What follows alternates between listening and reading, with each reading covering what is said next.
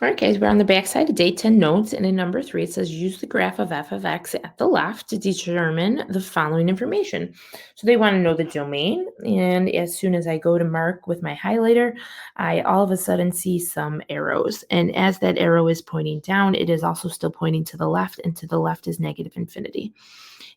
On the right-hand side, there's also an arrow that is mostly pointing up. However, it is still slightly pointing to the right, and that's headed towards positive infinity. And so we can go ahead and say that our domain is all reals. Or you can say negative infinity, comma, infinity, with round parentheses, either one. Okay.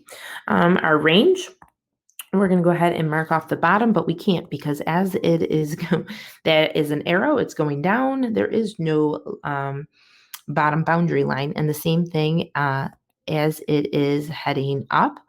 Okay, that's headed towards positive infinity. And again, so we could write negative infinity to infinity with round parentheses, or we could also just write all reals.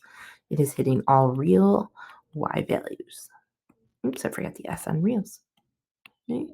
All right, so the next part talks about increasing, decreasing. So we're going to use our highlighter. And as we read the graph from left to right, we are going to be going up, and therefore that's increasing. Okay. And then we turn and we head back down, which is decreasing. And then we turn and we head back up. And then that's it. Okay, so we have 2 increasing intervals to write. And so the first one, remember, is x values. And that x value, well, it's heading towards negative infinity. So we'll say negative infinity, comma, the x value where it stops seems to be right around here, which is at negative 1, 2, negative 2. And again, with increasing, decreasing, always round. Okay, we have one more for increasing, and that seems to start increasing at an x value about here, which is at positive 2. And it continues to increase all the way to infinity as it's headed. Okay? Remember, x value infinity, not the y value. Okay? And there's our 2 intervals. Okay? So now we can do the decreasing one. And so what's nice about this is we already kind of marked off that this is where it starts, which we said is negative 2 already. And it stops decreasing right around here, which we already said and marked off, which is positive 2, and always round. Okay. All right, so next part is asking for the maximum. And maximum is the highest y value, but remember that that's heading towards infinity, and so there is none. So we're going to say none. Okay. Minimum, absolute lowest point, that's an arrow pointing down. So again, this is going to be none. Okay. How about a relative? A relative high turning point, and that's going to be this one right here. That is a relatively high turning point. However, that graph still goes up, which is why it's not the highest. Okay? We can't actually say that there is a highest. All right, so remember, relatives are coordinates of the turning points, and so we're going to go ahead and say negative 2, comma, 1, 2, 3, 4, 5. Oops. Okay. And then our relative minimum is going to be down here. And again, that's not the lowest point, which is why we said none for our minimum or our absolute minimum. But that's a relatively low point, and its coordinates are positive 2, negative 1, 2, 3, negative 3. Okay. So that was just another example. And now we're going to go ahead and talk about some end behavior. In fact, we can talk about the end behavior in this graph because it has arrows. And when they refer to end behavior, they're asking where the graph is going at the end as x approaches a certain value. So what they do, and we could just do it in number 4, since that's a perfect example. It says, describe the end behavior as x approaches infinity.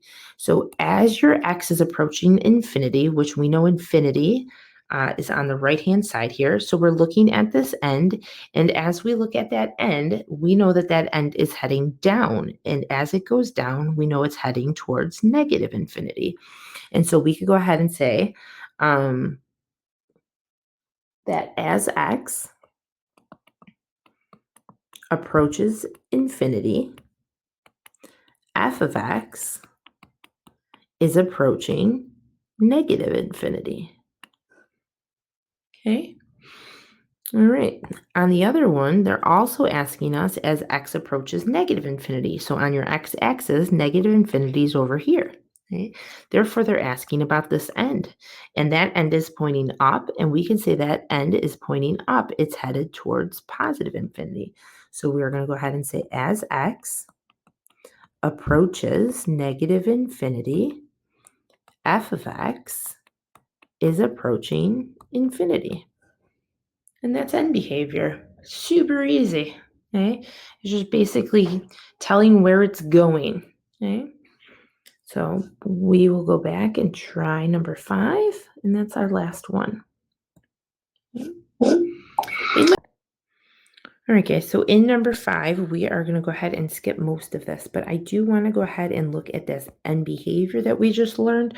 So go ahead and grab your calculator, and we're going to go ahead and type in our function, which is, go to y equals, type in 4x squared plus 6x minus 3, and we're going to go ahead and look at our graph. So hit graph, and we could do a little sketch on our picture here, or on our graph if you need one.